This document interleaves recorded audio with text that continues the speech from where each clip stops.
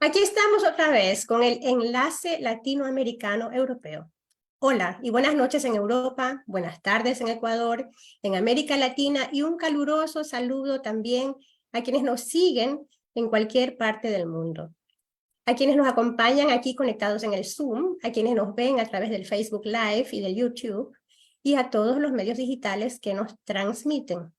El enlace latinoamericano, conformado por migrantes con diferentes profesiones y residentes en diferentes países de Europa, es un grupo de personas que se encarga de invitar aquí a diversas personalidades del Ecuador y de otros países de América Latina, haciendo de esto un espacio de reflexión e información.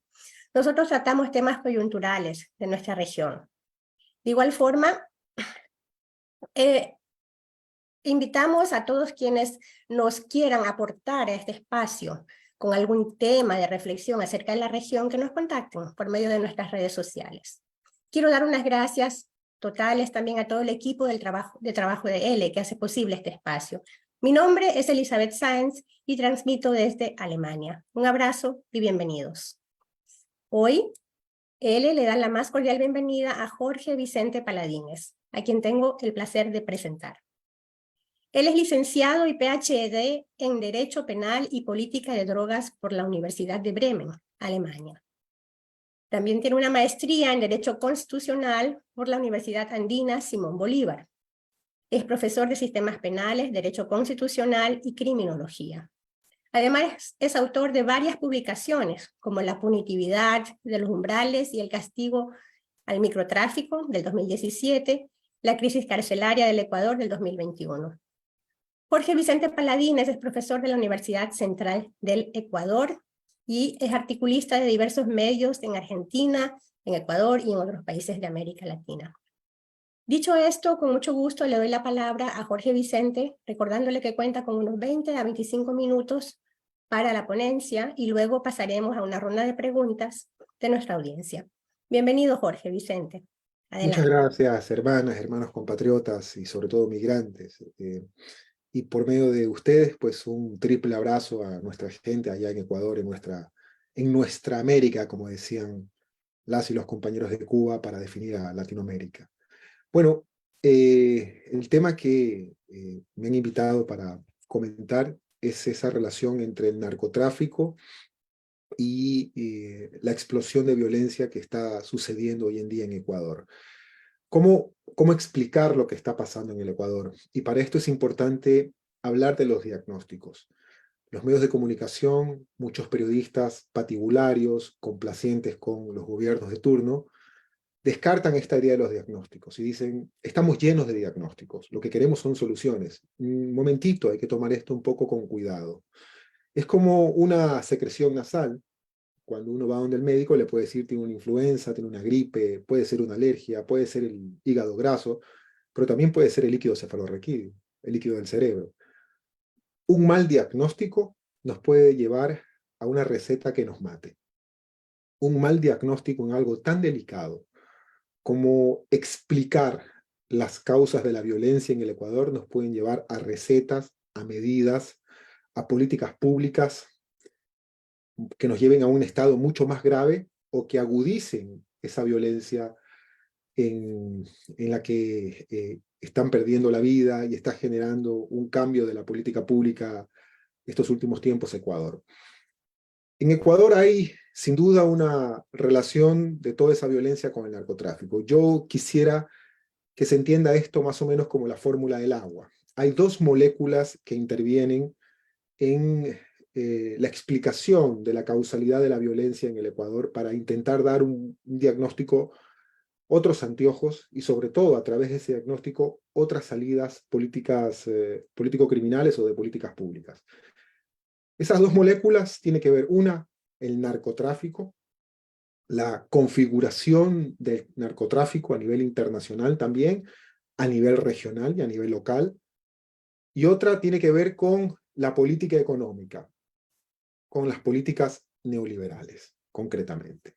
Esto no tiene nada de ideológico, esto es simplemente científico, sobre esto ya se escribió hace más de 100 años precisamente, por parte de los autores de la teoría criminológica crítica, estoy hablando de Georg Ruge y Otto Kirchheimer.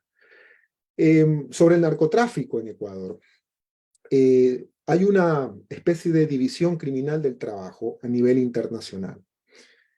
Eso implica de que, según el reciente informe sobre tráfico de cocaína, hay una expansión de las redes criminales, hay una diversificación de los mercados, hay un crecimiento de los cultivos y hay mayores actores criminógenos que intervienen en el tráfico, por ejemplo, de cocaína. Entonces, sin duda que esto confirma una vez más que la política prohibicionista de guerra contra las drogas es un fracaso total y rotundo. Pero esta división criminal del trabajo a nivel internacional pone en juego también una serie de actores que precipitan, que radicalizan la presencia criminógena en países como Colombia, países como Costa Rica, países como Chile, países como Ecuador. Estoy hablando que esa división criminal de trabajo está, por un lado, o tiene las manos de carteles como los mexicanos, donde hay más de 130 organizaciones criminales, pero siempre hablamos de carteles. Para esto la definición de carteles es compleja, porque cartel es una organización que maneja toda la cadena de producción. Cuando una parte de la cadena de producción corre de mano de otro tipo de organizaciones, concretamente los carteles funcionan también como compradores de servicios, ¿no?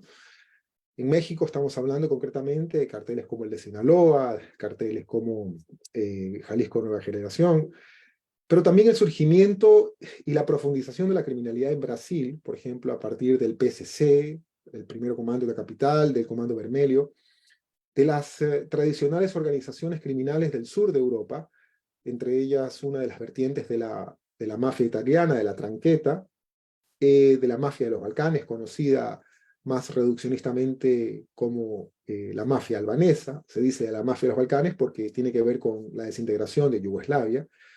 Y esto implica la trayectoria, por ejemplo, de la sustancia que causa más plusvalía en materia de drogas, que sigue siendo la cocaína. La cocaína es la droga que gobierna la plusvalía a nivel internacional en cuanto al tráfico. Estamos hablando de que un gramo de cocaína cuesta más de 200 euros en países como Nueva Zelanda y Australia, cuando el promedio en países como México puede estar entre 10 y 13 dólares el gramo de cocaína cristalizada pura, de cocaína 000. En esa diversificación de actores, uno creería hay una guerra también internacional. Y no, a nivel internacional lo que ocurre es también una coordinación. Es decir, no se pisan la cola los unos con los otros, ¿no? Los unos tienen como función el tráfico de drogas hacia países como Estados Unidos, otros para inundar el mercado europeo y otros para inundar el mercado asiático, del sudeste asiático, y por ejemplo, Australia y Nueva Zelanda. Por ahí, la profundización de la criminalidad en continentes como el africano, que despierta y llama mucho la atención, ¿no? Con presencia de organizaciones criminales concretamente brasileñas. En todo esto, por supuesto, a nivel regional, tiene mucho que ver también con la fragmentación de la criminalidad en Colombia, y Ecuador en ese sentido es un nicho cercano y barato que catapulta la cocaína colombiana a través de los puertos. A diferencia de Colombia, que tiene dos puertos de alto calado en el Pacífico, Tumaco, Buenaventura, Ecuador tiene una red vial y tiene puertos más modernos y puertos de mayor salida y de mayor acceso a mercados internacionales en relación a los productos que salen desde el Pacífico colombiano.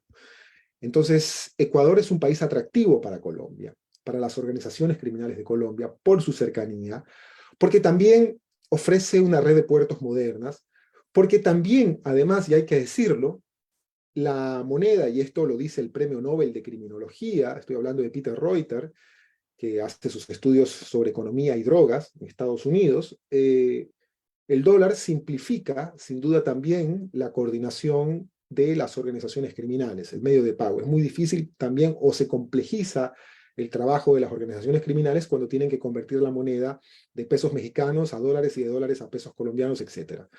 Entonces, Ecuador es un nicho cercano y barato de la cocaína colombiana, al punto que Colombia ha incrementado sus cultivos de coca. Es el país que cultiva más coca, pero no es el país que juega un rol importante en el tráfico y en la exportación. es sin duda Ecuador el país que está en estos momentos inundando los puertos europeos con cocaína. Estamos hablando desde los puertos de Rotterdam, Hamburgo, los puertos italianos, los puertos españoles. Las incautaciones con toneladas de cocaína tienen en gran medida que ver con la exportación de banano, pero a su vez Ecuador no solo es un país que tiene que ver con la salida de cocaína hacia Europa, sino también por otras vías, como el caso, por ejemplo, de la exportación del mismo banano, del banano que no es calificado hacia Europa, pero que va a mercados como el chileno o el argentino. Recordemos que a los bananeros o que no les va bien en la calificación se les denomina, o en la jerga o en el argot bananero ecuatoriano, como chileneros, ¿no?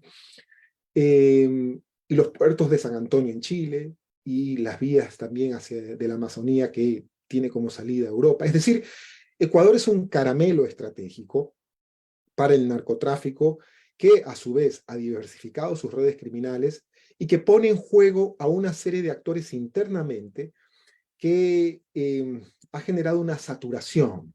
Esa es la denominada microcriminalidad, no macrocriminalidad. El Ecuador no tiene carteles en sí, pero tiene una microcriminalidad que tiene que ver con la implosión de los choneros y con esta diversificación de bandas criminales que hay que aprendérselas ya como casi los 10 mandamientos, el R7 en Santo Domingo, los Choner Killers, los Lobos, los Tiguerones, las Águilas, y que ponen en juego también una red de competencias internas, pero a su vez de capturas territoriales donde el Estado ha perdido su presencia. Étnicamente o etnográficamente, esto se precipita aún más porque en gran medida Tiguerones está compuesta por presencia de miembros que étnicamente tienen ascendencia afrodescendiente. El caso de los Lobos, por ejemplo, de lo que se conoce en nuestra América Latina como el mestizaje, el cholaje o el adinaje en Guatemala o México. Y el caso de, por ejemplo, los choneros, de una calificación que podría asumirse desde una visión caucásica. Es decir, aquí, desde la película, o sobre todo también desde la obra de Frantz Fanon, habría una especie también de racialización en la persecución de miembros de la criminalidad, de esta microcriminalidad en el Ecuador, que podría detonar en enclaves profundamente racistas. Y esto implica analizar la segunda molécula, y la otra molécula es el desmantelamiento del Estado, de la estructura social de oportunidades a partir de políticas neoliberales. Ustedes pueden decir, en muchos países existe ya la presencia de organizaciones criminales, ha aumentado la violencia. Por ejemplo, el caso de Costa Rica. Sí, pero ¿qué es lo que hace que sea explosiva esa violencia criminal homicida en Ecuador? Es esta segunda molécula, que es la política económica neoliberal. Es decir, el desfinanciamiento, el achicamiento del Estado social en lo que tiene que ver a políticas de salud, a políticas de educación, pero también a políticas penitenciarias. Recordemos que el gobierno de Lenin Voltaire Moreno redujo el presupuesto penitenciario y desmanteló al Ministerio de Justicia para convertirlo en una secretaría que está a su vez al fondo a la derecha, dentro de otro órgano que está al fondo de la derecha del Ministerio de Policía, del Ministerio de Gobierno. A lo largo del gobierno de Lenín Moreno, su respuesta a los conflictos sociales, su respuesta a la crisis de la pandemia, fue la policialización.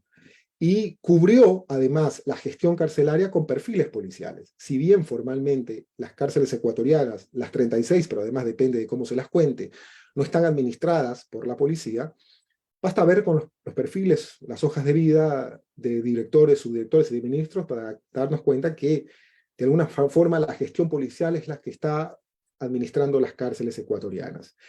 Pero eso ha llevado a una relación de encuentro de actores que no deben encontrarse en centros carcelarios, que es esta presencia de la criminalidad que está gobernando las prisiones ecuatorianas, no porque lo digo yo, lo dijo en septiembre del 2021 el nuevamente director de la SNAI, el coronel Fausto Cobo, cuando dijo en un Twitter que las cárceles están gobernadas por organizaciones criminales. Si el Estado reconoce que no está gobernando las cárceles, entonces cualquier abogado podría en este momento plantear un habeas corpus general para cualquier persona privada de la libertad, porque las cárceles no son espacios que están garantizándose o donde se está garantizando la vida de una persona independientemente del estado procesal que se encuentre. Y si un juez con ese tipo de declaraciones está enviando con prisión preventiva a una persona a las cárceles, de de alguna forma se está convirtiendo en participante de lo que pueda ocurrir dentro de ellas, como por ejemplo las masacres cuyos signos de tanatomanía, de violencia, es el descuartizamiento, degollar personas, incineración de cuerpos, y que nos lleva a una cuenta de más de 600 personas asesinadas en los últimos 4 años en las cárceles ecuatorianas. Estas políticas neoliberales no solo que continuaron con el gobierno de Guillermo Lasso, sino que se profundizaron, se radicalizaron. Al punto que la Comisión Interamericana de Derechos Humanos, cuando hizo la visita in loco en Ecuador, y el mismo informe del redactor de Naciones Unidas sobre ejecuciones extrajudiciales, le hace un señalamiento y le dicen, hay un problema aquí de desinversión del Estado en la política penitenciaria. Cuando el presidente Guillermo Lasso, el todavía presidente Guillermo Lasso, recibió el informe de la CIDH luego de la visita a las cárceles como consecuencia de las masacres, en ese informe ya se hablaba del desfinanciamiento de la política penitenciaria, pero hizo oídos sordos de ese informe y siguió la desinversión pública, la falta de atención, no solo presupuestaria, sino también en términos de política criminal, sobre uno de los campos que creo yo es el que resulta de la causa final de la explicación de la violencia en el Ecuador, que es la cárcel. En resumidas cuentas, estas dos moléculas se extrapolan y se hacen presentes en la cárcel en Ecuador, en las cárceles ecuatorianas, a través de las masacres, por ejemplo. Mirar las cárceles ecuatorianas es una forma de comprender la violencia criminal que se ha trasladado a las calles. No es cierto que la cárcel es un reflejo de la sociedad. Es precisamente al revés. La sociedad es un reflejo de lo que ha estado ocurriendo en la cárcel a partir de la cascada de masacres, a partir de la violencia criminal, de la presencia de una microcriminalidad que es mucho más difusa en términos de inteligencia policial y militar, pero que también es mucho más letal, y cuyo vector en estos momentos no solo son los homicidios, no solo son los secuestros, sino las extorsiones, con la gran característica que las extorsiones son un delito sin víctima. Las extorsiones son delitos sin víctimas, no se denuncian, no se cuentan, no se comentan. Cualquier política pública interesada en reducir la violencia tendría 3 escenarios. 2 de ellos son absolutamente ilícitos, son absolutamente no éticos, pero posibles en lo político. No suscribo ninguno de ellos, pero es importante señalarlos para advertir cualquier política patibularia en el Ecuador, sobre todo cuando el neoliberalismo echa mano de políticas penitenciarias. Uno de ellos es la promoción de lo que los italianos le denominan la pax mafiosa, es decir, profundizar si es que ya hay o si es que ya hubiese una connivencia del Estado con las organizaciones criminales. ¿Eso puede resultar en una reducción de la tasa de homicidios, de la violencia? Sí, puede resultar, a corto plazo. Pero las organizaciones criminales no son entes tontos, sino también racionales, que van a pedir muchas cosas a cambio y que se van a terminar tomando el Estado. Las PACs mafiosas o los narcoestados no funcionan ni a mediano ni a largo plazo y terminan por destruir totalmente las democracias. El otro modelo, más que modelo, el otro escenario, sería eventualmente una cacería de brujas a partir de lo que se conoce como terrorismo de Estado, es decir, más poder a las a las estructuras que están en entredicho, que necesitamos transparentar información, que necesitan rendir cuentas sobre todo, estoy hablando de policías y de fuerzas armadas, y que terminarían con los típicos casos como ejecuciones extrajudiciales, detenciones arbitrarias o falsos positivos, que hoy en día en Colombia incluso es posible que un expresidente vaya a juicio por responder o para responder por estos casos que han llamado mucho la atención en nuestro hermano país. Y el terrorismo de Estado o el Estado policial, el Estado fascista, tampoco es sostenible a largo plazo. Claro que puede reducir la violencia a corto, pero ¿a costa de qué? A costa de destruir los derechos humanos y de destinar a personas inocentes también en centros penitenciarios o en políticas que nos llevarían a crudas formas como escuadrones de la muerte o políticas innombradas, por supuesto, tácitas, de limpieza social. Finalmente hay un tercer escenario, que solo está presente en este momento en el discurso político, en este momento electoral en Ecuador, en la propuesta de Luisa González. Y esto no es solo un discurso. Hace 2 semanas precisamente salió un estudio en la Universidad de Viena donde se plantean 4 escenarios con proyecciones matemáticas de cómo reducir la criminalidad a partir de organizaciones que están plenamente ligadas al narcotráfico. Una de ellas es la incapacitación, es decir, metiendo a la cárcel, que las policías sean más potentes, aumentemos las penas, y con proyecciones y modelos matemáticos resulta que esto es lo que siempre ha venido haciendo América Latina y no funciona. Es decir, la incapacitación como política de salida, las políticas de super mano dura, no funcionan. La segunda es el conflicto, esperar que se maten entre delincuentes. O como dice un todavía presidente, el problema es solo entre delincuentes, que se maten entre ellos. Esto tampoco funciona y esta violencia tiende a trasladarse a las calles, que es precisamente la violencia que está padeciendo Ecuador. La tercera es la saturación de las organizaciones criminales. Y aquí ocurrirían problemas o fenómenos como las fragmentaciones entre ellas, es decir, unas se convierten en otras. Déjenme decirles finalmente que la carrera criminal en las organizaciones de la microcriminalidad en Ecuador es corta. Estamos hablando de que los gatilleros son muchachos, son jóvenes, entre 18, 21, 22 años de edad, que tienen un aproximadamente 20% de probabilidad de ir a la cárcel, pero tienen un 30% de ser asesinados. Es decir, no es negocio ser gatillero. La probabilidad, el riesgo de morir dentro de las carreras criminales es altísima. Entonces, este modelo de proyección interesante que se lanzó en Viena lanza una cuarta posibilidad, que es lo que sostengo desde hace mucho tiempo en mi tesis, que es la reducción de la violencia en Ecuador y de la criminalidad tiene que ver con quitarle la base social al narcotráfico, es decir, quitarle el reclutamiento a las organizaciones criminales. Y la forma sostenible, republicana, ética, en el marco del Estado constitucional de derechos y justicia, es sembrar y devolverle a esos jóvenes que se quedaron sin futuro, a esa población que hoy está huyendo por el Darién, no solo por un problema de desprotección económica, sino básicamente por violencia, porque esa es la característica que no estaba presente cuando se dio el feriado bancario entre finales del 90 e inicios del 2000. Ahora es por miedo, es por terror, ¿no? Hay que devolverles entonces a esa población, a esos jóvenes fundamentalmente, la estructura social de oportunidades que, por ejemplo, territorialmente el Estado ya no les está dando.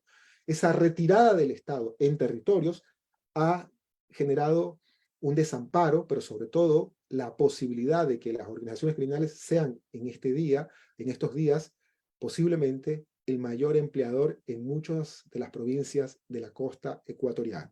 Claro, de manera ilícita, fuera de la ley, con una alta exposición, con un alto riesgo, pero sobre todo con la destrucción de la paz ciudadana.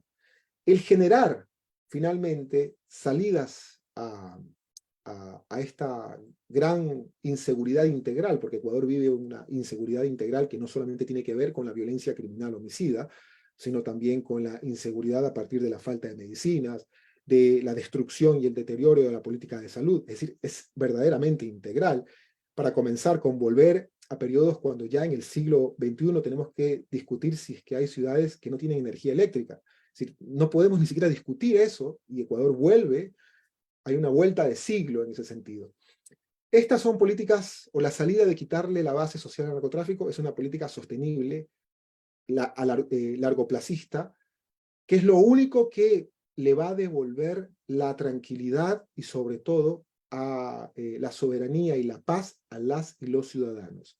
En medio de ellas también hay salidas y medidas de corto y mediano plazo, pero fundamentalmente es que el hilo conductor de cualquier política inmediata, cualquier política contundente, cualquier política de inteligencia, cualquier política criminal para castigar inteligentemente el delito, tiene que estar asociada con el desmantelamiento de la base social del narcotráfico, es decir, el devolverle a esos jóvenes el futuro que lamentablemente estos últimos 2 gobiernos se los quitaron.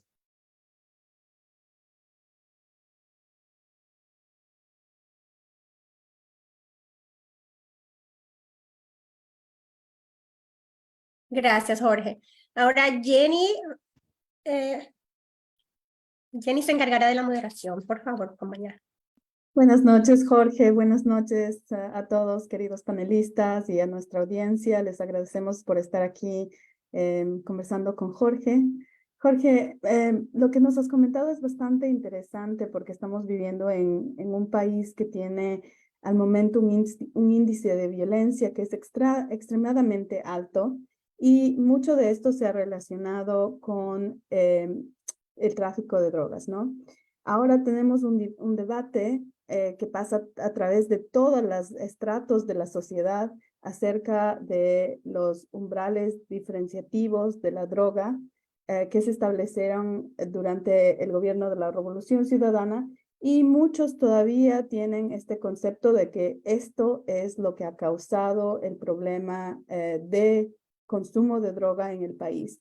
¿Nos puedes explicar un poquito acerca primero de qué es estos umbrales diferenciativos, de cómo funcionan y por qué específicamente ayudan a la sociedad o tal vez no ayudan a la sociedad? Nos gustaría saber de ti. Muchísimas gracias, Jorge. Bien, hay dos puntos de partida para poder responder a tu pregunta. La una, el problema político de los umbrales, y la segunda, el análisis sustantivo, conceptual. ¿Para qué sirve?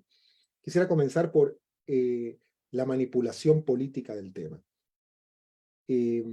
Lamentablemente podría creer que gran parte de nuestros compatriotas creen que las culpas y los males que están atravesando en estos momentos nuestro país tienen que ver con los umbrales, porque de a esto se han encargado medios de comunicación, periodistas inescrupulosos, psiquiatras a la carta. Es decir, la política en Ecuador, la política inescrupulosa, se encargó de enjuiciar en los umbrales la posibilidad de manchar las políticas de la Revolución Ciudadana. Y con eso creó en el imaginario social de las y los ecuatorianos que cual chivo expiatorio, los umbrales es la cosa que hay que sacrificar. Entonces, ahí hay posiblemente una idea implantada. Por eso es que en el debate el señor Noboa no tenía nada que decir y lo único que dijo fue los umbrales, ¿no? Digamos que lo único como un sentido estratégico, porque posiblemente hay una idea implantada que ha sido un constructo durante muchos años y que se está quedando en los imaginarios sociales. El tema sustantivo es, conceptualmente, los umbrales no son políticas únicamente creadas en el Ecuador. El país que creó los umbrales fue Estados Unidos. Los threshold quantities, las cantidades de umbrales, se crearon a partir de la denominada Comisión Schaffer, que fue la comisión que creó como resultado Richard Nixon, el creador de la War on Drugs, de la guerra contra las drogas, de la policialización, de la persecución de hippies, de la persecución de afrodescendientes en Estados Unidos, estigmatizados como narcotraficantes, lo cual era totalmente falso. Y esa comisión dio como resultado un informe que dijo, esa ley, esa reforma a la ley de estupefacientes estadounidenses, es invasiva a la intimidad. Y además, al ser invasiva a la intimidad, la policía no puede hacer una diferencia entre quién está consumiendo en su intimidad, porque la palabra libertad es sagrada en la Constitución de los Estados Unidos, en el fórum interno, nadie puede decidir, el Estado no puede decidir si una persona desea o no comer chocolates, desea o no comer chicharrón, desea o no ser bisexual, heterosexual, Hare Krishna, eso pertenece al fuero interno de cada persona. Entonces, la Comisión Schaffer dijo, el uso de drogas para consumo interno no puede ser un debate que llegue a los tribunales de justicia y más aún de la policía. Por eso se crearon los threshold quantities y inmediatamente Alaska los aplicó, Canadá los aplicó y casi en poco tiempo toda la Unión Americana establecieron políticas de umbrales para que se pueda distinguir y diferenciar las sustancias que son para la posesión de consumo de las que son para la posesión de tráfico, porque la figura que está en medio es la posesión. Entonces, possession for traffic, possession for use. La posesión para tráfico, la posesión para usos o para consumo es lo que intentó proteger a través de la política de umbrales de Estados Unidos, al punto que ni siquiera solo los aplicaron los Estados Unidos, los aplicaron casi todos los países de la Unión Europea. Aquí en Alemania se llaman Grenzwerte, que lo establece la Betäubungsmittelgesetz, la ley de estupefacientes alemana, artículo 29.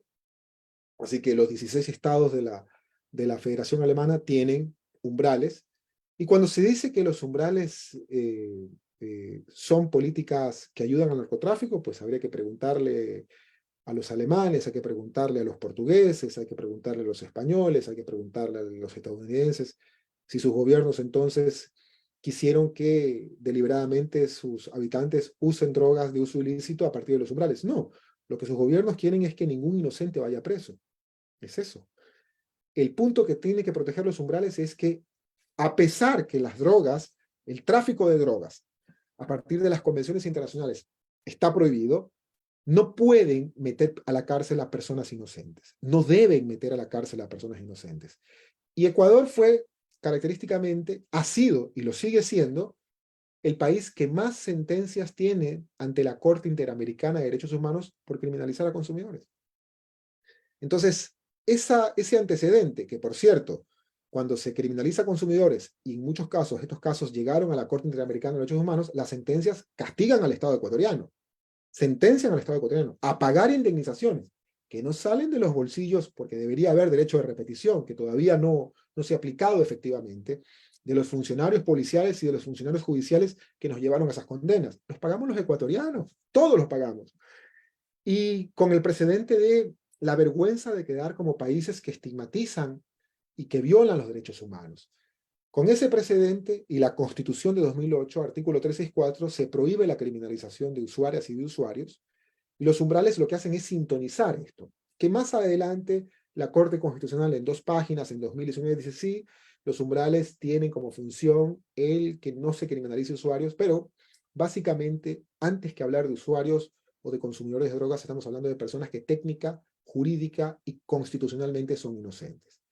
Si tenemos que proteger dentro de ese ámbito a personas que deciden usar drogas, comer chicharrón o tomar Coca-Cola, tenemos que hablar de políticas también diferenciadas para niñas, niños y adolescentes, para lo que se conoce generalmente como menores de edad.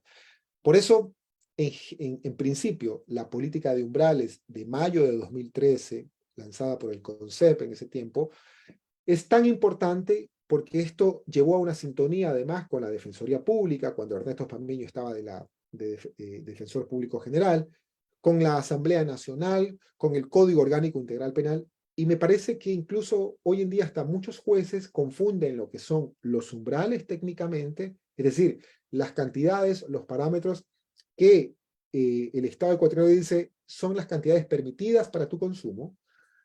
Si bien las sustancias son ilegales, la venta es ilegal, no te puedo meter preso porque eres inocente. Es el deseo, es el libre desarrollo de la personalidad, eres persona inocente. Y otra cosa son las escalas del castigo. Y las escalas del castigo son las que están en el artículo 220 del Código Orgánico Integral Penal, lo que se habla de microtráfico, tráfico a mediana escala, a gran escala o alta escala, perdón. Y en ese orden, las escalas del castigo no son precisamente los umbrales, ¿no? Las escalas de castigo se refieren a otro tipo de cantidades, pero cuando ya hay presunción de tráfico, cuando el indicio es el tráfico. En los umbrales, la presunción constitucional es el consumo. Una persona puede tener más cantidades que en los umbrales, y es el Estado el que tiene que probar que esa cantidad está destinada al consumo. Lo que pasa es que aquí finalmente estamos hablando de un problema que me parece tenemos que devolverle la gubernamentalidad a los estados, a los civiles que ganan las elecciones, que es corregir el trabajo policial. El indicador fundamental de la policía no es las cantidades de toneladas y de detenidos en materia de drogas para recibir los premios del norte global. El indicador fundamental de la policía es reducir la tasa de homicidios. Ese es el indicador por el que tienen que trabajar.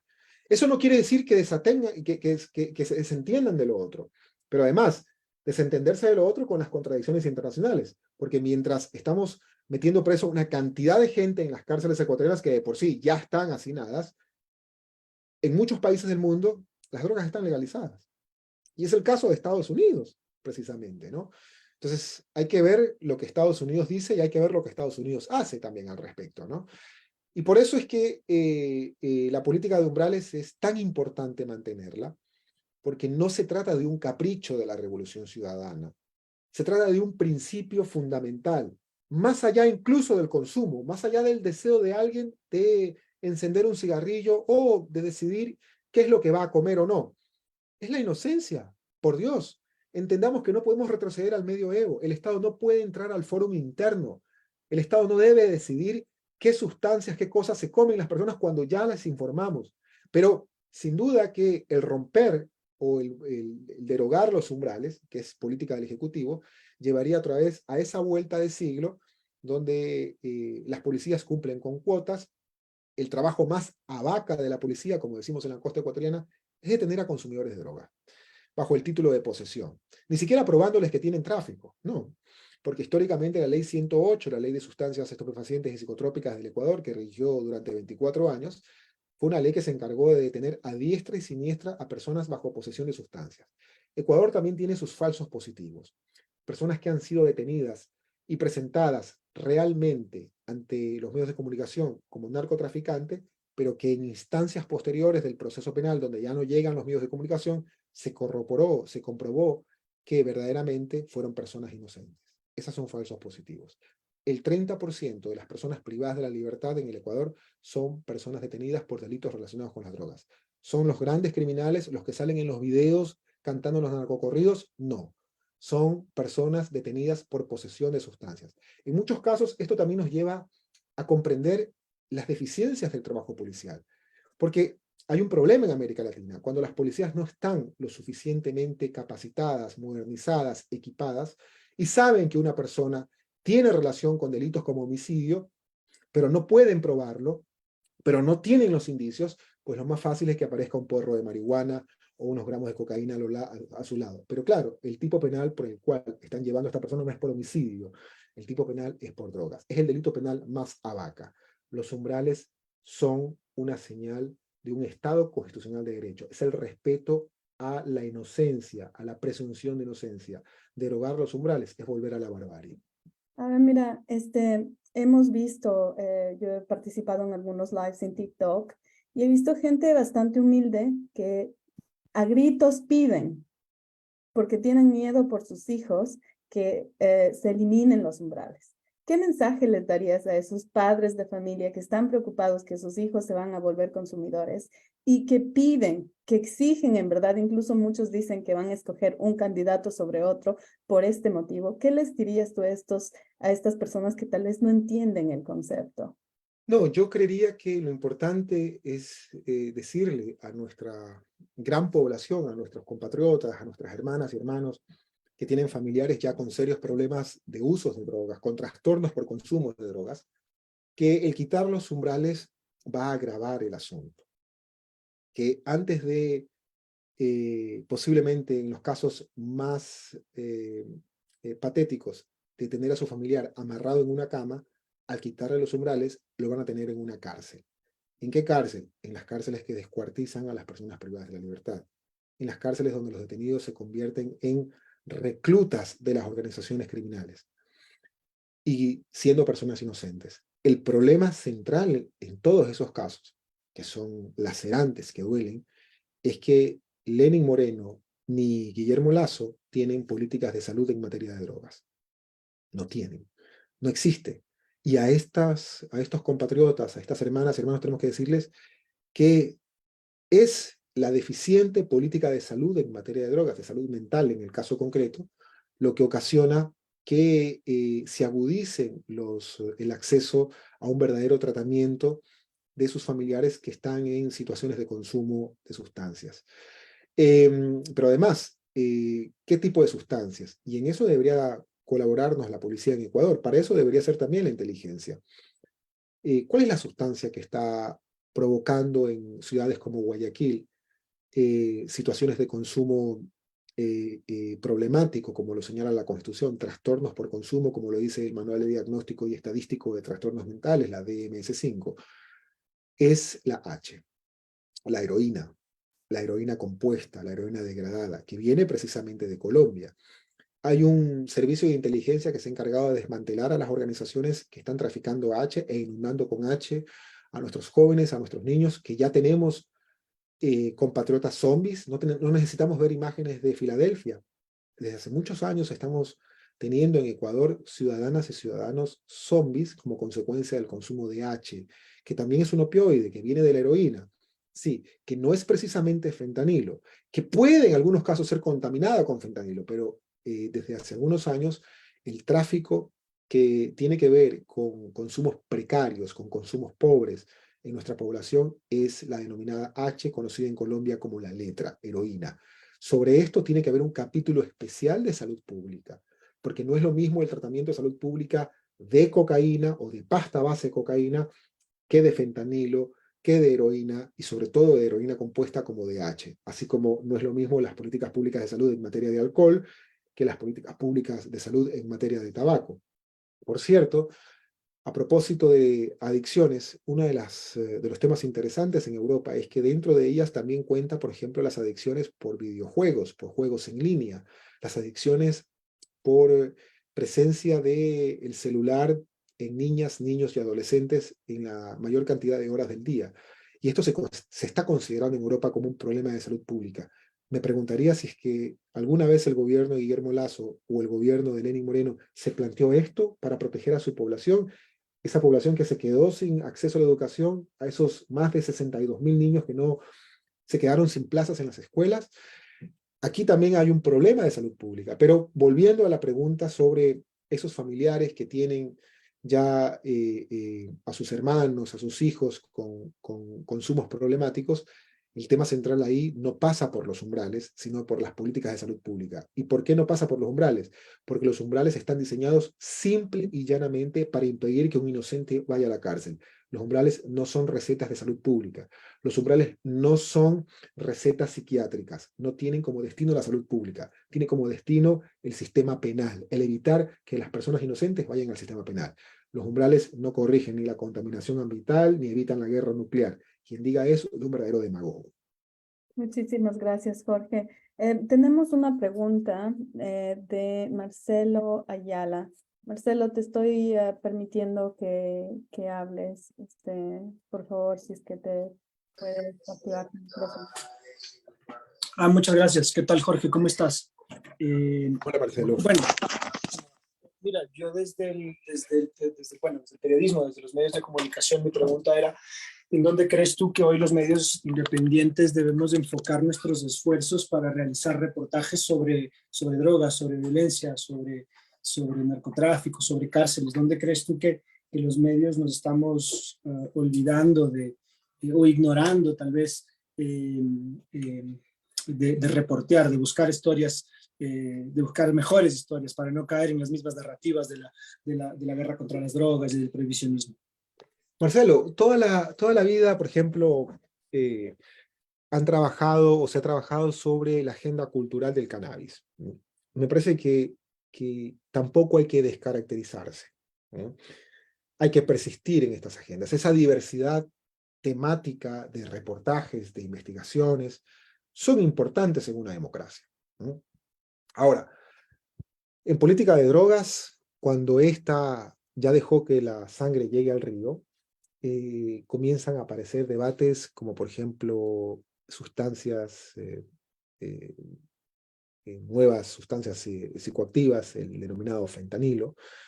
Y me parece que sobre esto se construye posiblemente una maniquea información que genera el espectro de que en Ecuador se está consumiendo ya fentanilo. Eso no quiere decir, cuidado, quiero advertir, que en Ecuador no debe estar preparado cualquier sistema de salud pública responsable en un Estado de Derecho, ¿no? Los estados neoliberales no les interesa la salud pública, porque son menos estados. Un Estado social de derecho que se preocupe de la salud debería estar preparado como un sistema de alerta tempranas ante el evento de tener a ciudadanos que consumen fentanilo. Pero no un policía dando una rueda de prensa para decir si hay o no fentanilo. No me interesa. Además, no me va a resolver el problema, sino cuál y cómo está preparado el sistema de salud pública para enfrentar eso. Naloxona, ¿qué vamos a dar? Políticas de harm reduction, reducción de daños.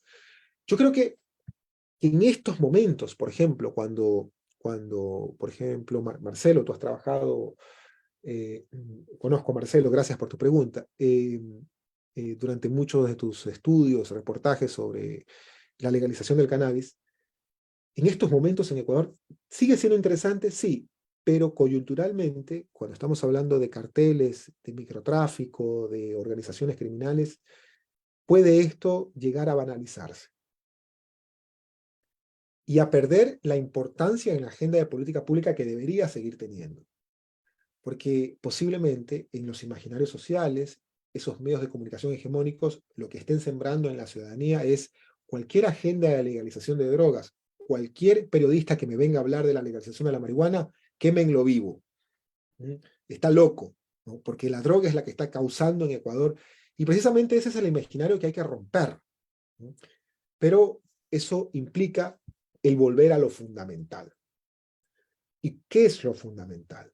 Lo fundamental es esa relación entre narcotráfico, es decir, la ilegalidad de las drogas, la prohibición de las drogas, con esta segunda molécula que es neoliberalismo. Recuerda, Marcelo, que durante muchos años se ha hablado de la legalización de la marihuana, y en muchos de nuestros países de América Latina, al final los que terminaron con las rentas son las grandes corporaciones que se montaron sobre empresas floricultoras para exportar cannabis hacia el norte global, que les importa un bledo la criminalización de consumidores, que no tienen como prioridad el proteger a un usuario o a una persona inocente, que lo que les interesa son sus negocios. Es decir, otra vez el neoliberalismo metido ahí. Eso hay que tener mucho cuidado. Yo creo en la regulación de las drogas. Creo en la legalización, en la regulación. Hay una diferencia entre regulación y legalización, pero la regulación es no dejar de mirar a los mercados, no dejar hacer al mercado lo que le dé la gana, ¿no? No es un tema de esa el maniqueo uso de la palabra libertad, que algún loco en Argentina está usándola para llegar a ser presidente o para convertirse en presidente. No es así el tema. Al igual que el resolver la violencia en Ecuador, la agenda de regulación de las drogas, de la legalización de las drogas, no es ninguna broma, no es ningún tema folclórico, no es algo que lo hacemos simplemente con una marchita, creyendo que esto es un tema exclusivamente de libertades. No, es un tema de libertades, sí, pero es un tema profundamente de responsabilidad estatal. Es un tema que si se nos va de las manos, que si lo hacemos mal, la consecuencia es precisamente el fascismo. Es eso. Y ahora yo creería que dentro de esa diversidad, que invito a que no se descaracterice tampoco, ¿no?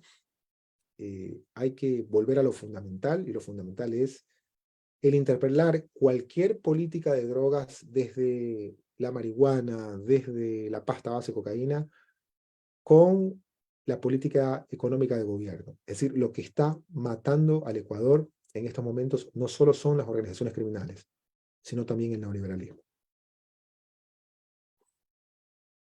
Muchísimas gracias, Jorge. Tenemos otra pregunta de Milton. Milton, te voy a dar la palabra, por favor. Abre tu micrófono. Gracias. Milton, ¿estás ahí? ¿Puedes abrir tu micrófono, por favor?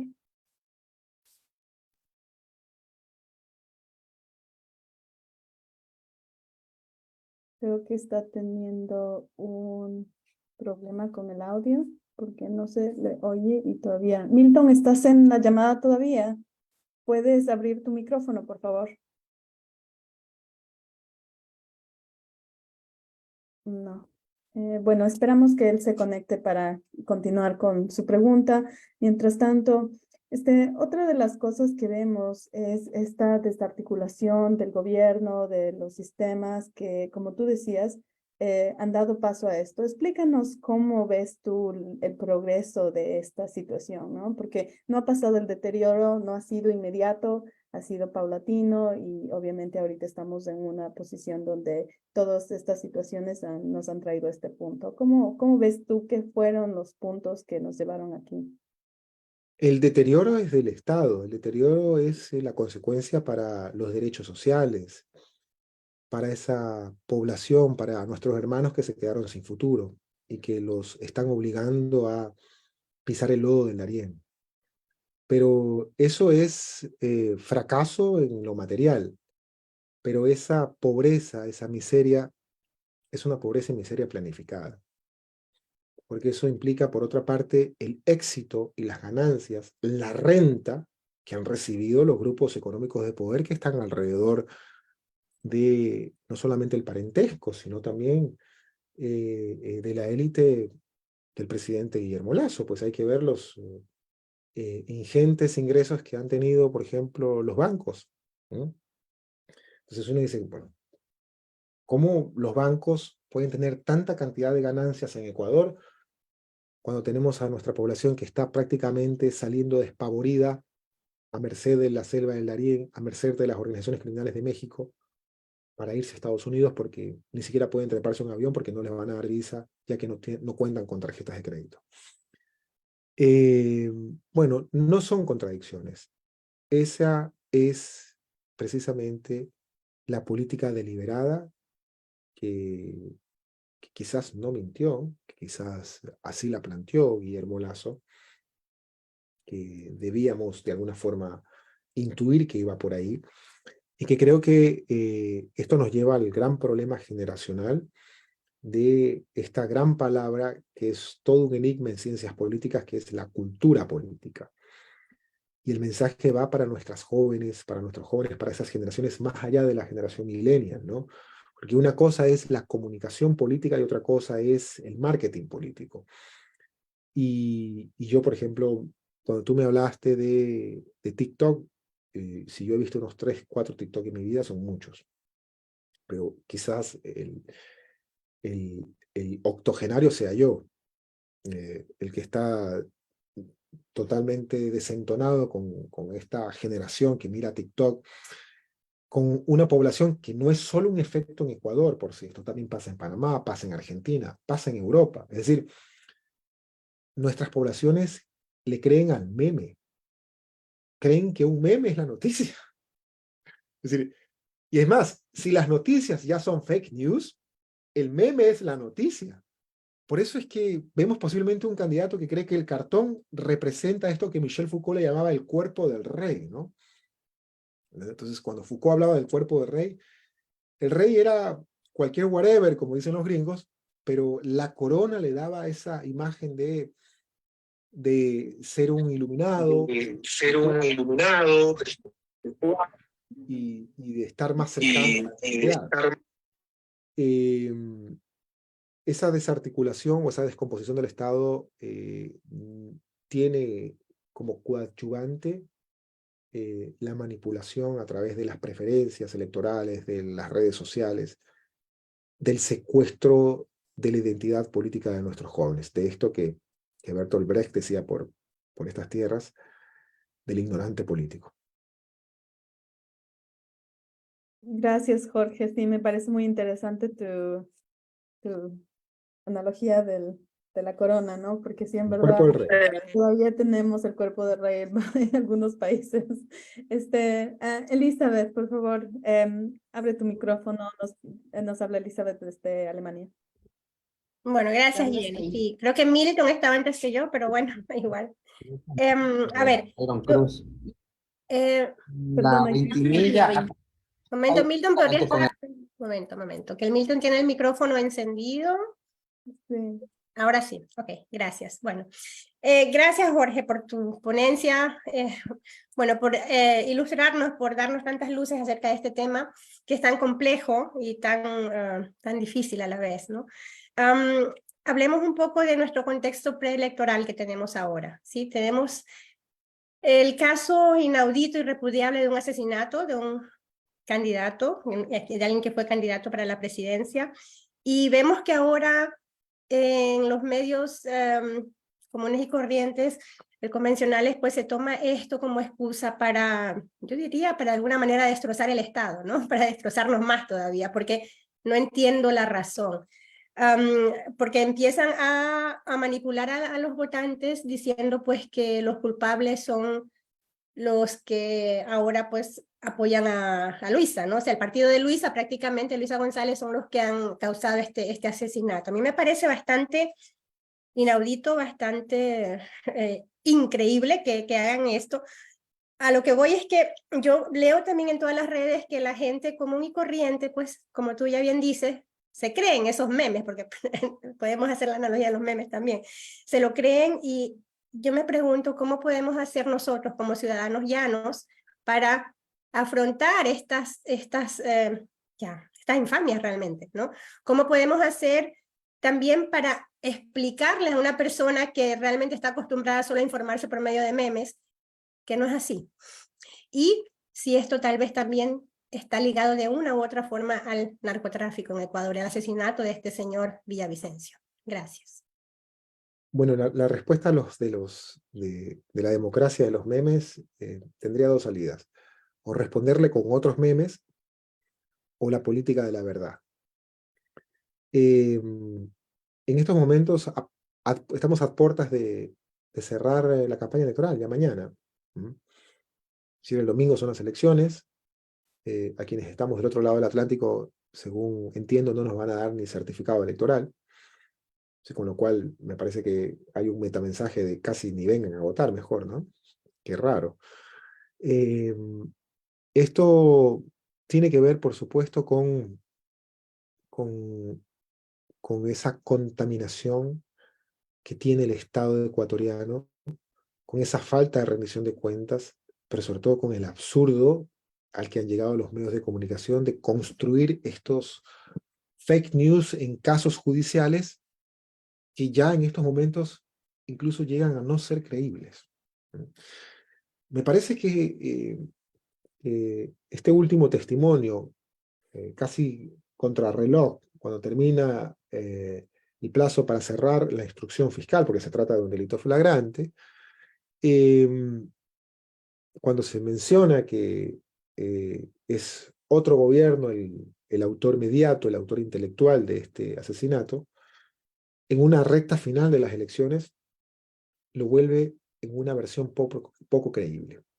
Pero además, incluso si detrás de esto hubiese maniqueísmo político, yo hasta pondría en tela de juicio la capacidad intelectual de quienes lo están haciendo. Creería que si con esto están buscando una imputación a un expresidente, una imputación a autores, actores políticos de la oposición, en realidad quienes están haciendo deberían ser considerados verdaderamente inimputables por trastornos mentales, porque no pudieron elaborar algo mejor. Es grosera la forma en cómo se hace. Además, me parecería que si lo que buscaron era el efecto de socavar el electorado, de construir más memes, según lo que veo en estas horas, se está teniendo el efecto contrario. Es decir, en el nivel de hartazgo de nuestra población, ya eso cae como en la cuenta del ridículo. Ya no es negocio el repetir la frase sacramental de la culpa es de Correa. Ya no es negocio. Y si esa fue la única estrategia contrarreloj de esta semana en materia procesal penal, pues lamentablemente está en ese enclave nuevamente de la culpa es de Correa. No goza, en este caso, de una profunda credibilidad social, más allá de lo que diga el proceso penal. Hay un descrédito de las instituciones, hay un descrédito de la Fiscalía General, hay un descrédito del órgano jurisdiccional, ni decir de la policía, ni decirlo del gobierno. Lo importante es que en esta recta final se pueda contrarrestar toda esta cantidad de desinformación con política de verdad. Que no se descaractericen los políticos que quieren hacer política de verdad. Y que yo creo que hay que hacer lo que los políticos honestos hacen, siempre hablar con la verdad. Es quizás el valor más importante, la veritas, ¿no? No la autoritas, la veritas es lo más importante, hablar con honestidad. Aunque esto pueda que en términos maquiavélicos de lo político le pueda costar las elecciones al progresismo. Sí, le puede costar las elecciones al progresismo. Dice, no, necesitamos ser maquiavélicos. El panorama es complejo, porque además Ecuador está dentro de un engranaje del resurgir de una extrema derecha en América Latina, donde yo estoy observando que en un mismo mes hay dos procesos electorales presidenciales, el caso ecuatoriano y el caso argentino, con la diferencia de que el caso argentino, creería yo, ideológica y discursivamente es mucho más peligroso que el ecuatoriano.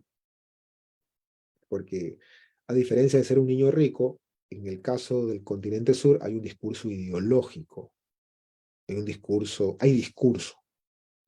hay un discurso que se parece al discurso de las extremas derechas del Rex Populismus, al discurso de los ultranacionalismos europeos, a los discursos más radicales de los Estados Unidos. Y eso nos puede llevar a episodios que creíamos fueron superados a inicios del siglo pasado, ¿no? Entonces, yo creo que lo que tiene el progresismo en el Ecuador es llegar hacia el domingo con la verdad.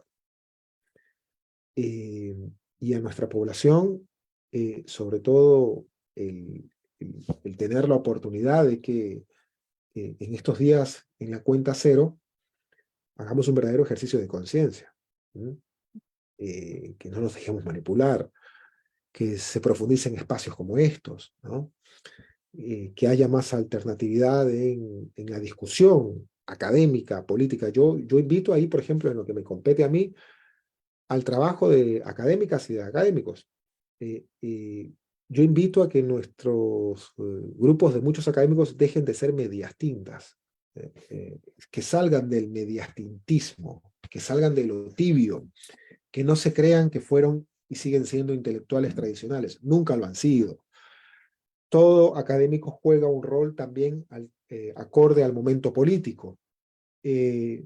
Y lo que está atravesando la sociedad ecuatoriana es algo muy grave, es algo letal, algo que no se mide en función solamente de la canasta básica, que se mide en función de vidas. Es decir, el indicador ya ni siquiera es el Producto Interno Bruto, es la tasa de homicidios. Cómo se mide la calidad de la democracia en Ecuador es la tasa de homicidios. Es mucho más grave, es biopolítico en realidad, ¿no? El caso de la academia es que nuestro compromiso es orientar a la política. El académico que crea que hace investigaciones, que sus discursos científicos son para robustecer sus egos, está equivocado. Que se quede nomás, ¿no? Pero que en realidad la tarea nuestra es corregir todas estas distorsiones, esta falta de evidencia, estos discursos demagógicos, denunciarlos y orientar, insisto, a la política, a los políticos, a las políticas, a que tomen las mejores decisiones, a proveerles de los mejores diagnósticos, a debatirlos, a nuestras evidencias, discutirlas en estos espacios. Para eso son los espacios académicos. Que discuta y que fluya la razón, que nos podemos quedar aquí hasta las 5 o 6 de la mañana con la razón todo, con la fuerza nada. Tenemos que invertir tal vez el eslogan del escudo de Chile, ¿no? Sí, muchísimas gracias, Jorge. Carlos, desde Francia, perdón, tienes la palabra. Gracias, Jenny. Tal vez un poco ligando a tu diagnóstico precedente, ¿a quién o qué consideras más peligroso?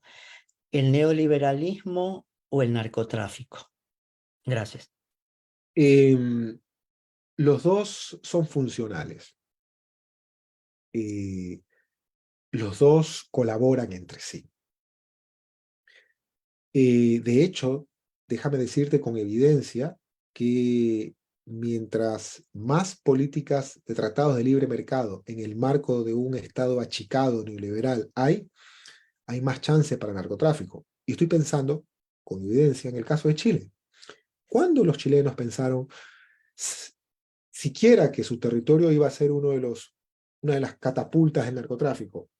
Que sus puertos iban a ser una de las catapultas del narcotráfico. El problema de seguridad ciudadana que tiene Chile es el narcotráfico.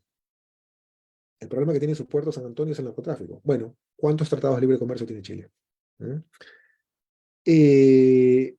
Hay un cordón umbilical entre lo uno y lo otro. porque mientras el neoliberalismo reduce el Estado, le quita esperanzas a los jóvenes, los deja a esta población ya desprotegida, sin estructura social de oportunidades, a merced del reclutamiento del narcotráfico.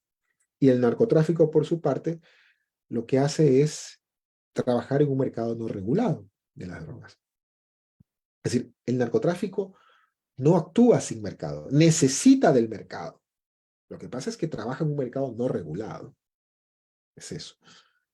Se supone que el neoliberalismo trabaja en un mercado regulado, pero el narcotráfico trabaja en un mercado también, pero no regulado.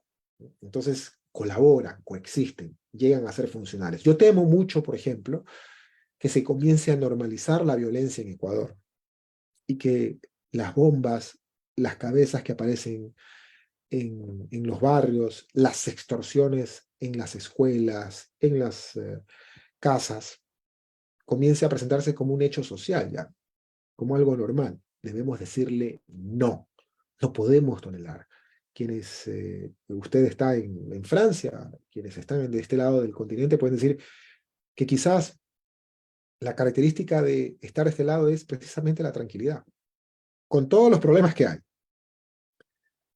Y digo esto porque a veces muchos de nuestros compatriotas que están allá en nuestro territorio creen o consideran que sus tías, sus madres, sus padres que trabajan en Europa son millonarios.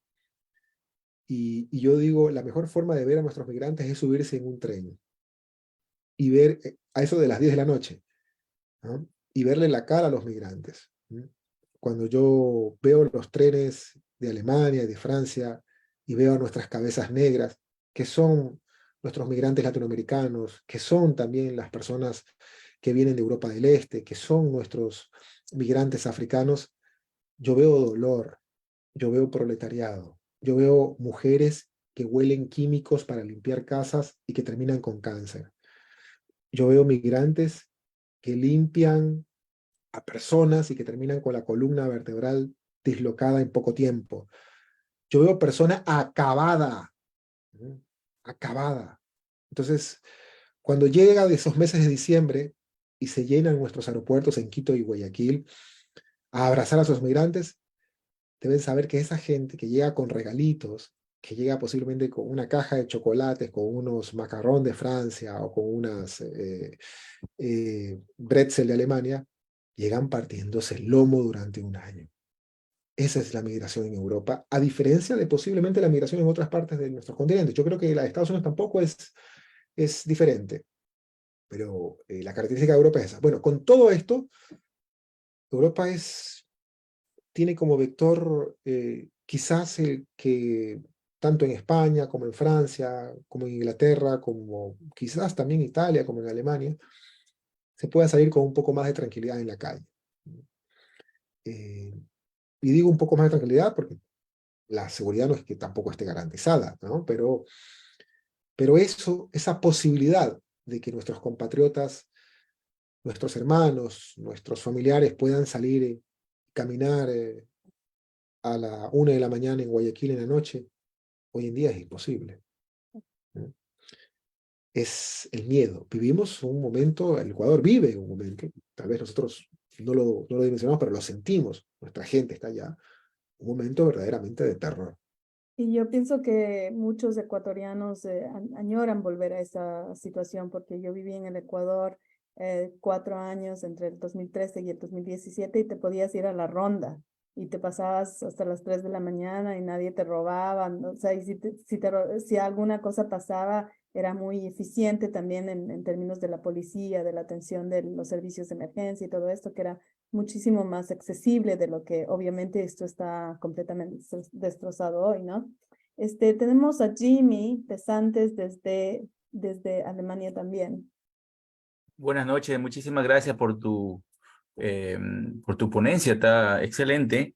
Vemos que hay una gran violencia en el país que ha crecido y una relación muy notoria de las mafias, el narcotráfico con lamentablemente nuestro gobierno. y vemos también cómo se están atacando no solamente a los dueños de pequeñas empresas, a los dueños de negocios, se les extorsiona, sino que también incluso está habiendo amenazas a dirigentes de trabajadores. Por ejemplo, las amenazas que están sufriendo los dirigentes de trabajadores de las bananeras, ¿no? Por ejemplo, los compañeros de Astac, que están recibiendo amenazas de muerte, y están recibiendo amenazas de muerte por miembros de la mafia. Entonces, ¿qué opinas, qué opinión tienes tú sobre esta relación de esas amenazas de la mafia, ya en una cuestión que tiene que ver con la política laboral? O sea, con empleadores que no quieren pagar lo correcto a sus trabajadores y mandan a la mafia prácticamente a hacer el trabajo sucio, así como también se hacían en los astilleros en Norteamérica, en Estados Unidos. ¿Qué es eso ya común en el Ecuador? ¿Cómo lo ves tú? Jimmy, perdona que te interrumpa. Lo que tú te estás refiriendo a estas amenazas que han recibido los líderes de los sindicatos de las bananeras en Ecuador, que recientemente se han publicado, donde les amenazan de muerte prácticamente me parecen que son 3 mujeres. A esta noticia te estás refiriendo específicamente, ¿verdad? Viendo, sí. Ok, gracias. Bueno, en el sector bananero hay que hacer una diferenciación de 3 segmentos. Uno es el grupo exportador, empresarial, que decide las cuotas de exportación, que quieren siempre ser presidentes. El otro grupo es de los productores agrícolas. En una gran mayoría son pequeños productores. Y el otro grupo es de los trabajadores agrícolas. Los trabajadores agrícolas no necesariamente son los productores agrícolas. No son los que tienen al menos un minifundio. Con esta diferencia, el capítulo de la violencia en las bananeras en Ecuador vuelve a lo que fue la violencia de las bananeras en Colombia. Esto anecdóticamente ya lo vivió Colombia y lo sigue viviendo. Recordemos que el capítulo violento en los años 20, 30, 40 en Colombia, que dio como resultado una explosión de letalidad enorme, el surgimiento de las guerrillas, de los grupos paramilitares, fue la denominada masacre de las bananeras en Colombia, donde la característica era que las grandes corporaciones bananeras, sobre esto incluso hay un libro del ultrafascista hoy en día, Mario Vargas Llosa, que habla sobre el caso de las bananeras en Guatemala, y digo ultrafascista porque es mala forma de envejecer. Vargas Llosa era un escritor progresista de joven, pero Vargas Llosa de viejo es alguien que casi está más al lado de Franco que de Marx. Fea forma de envejecer, ¿no? Pero bueno, es un problema de Vargas Llosa, que lo juzguen sus lectores. El problema de las bananeras en Colombia es que estas grandes corporaciones emplearon a paramilitares como fuerzas rompehuelgas. En Ecuador siempre hubo fuerzas rompehuelgas. Los denominados rompehuelgas son parte de la historia en las huelgas de los años 20, 30 también en Ecuador, ¿no? Recordemos las cruces sobre el agua, ¿no?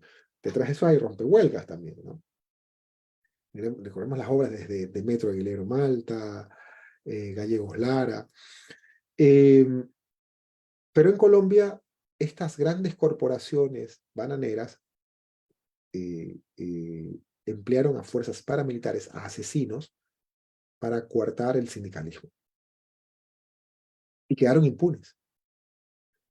Quedaron impunes, siguieron exportando, Colombia se quedó con los muertos y se expandió el paramilitarismo.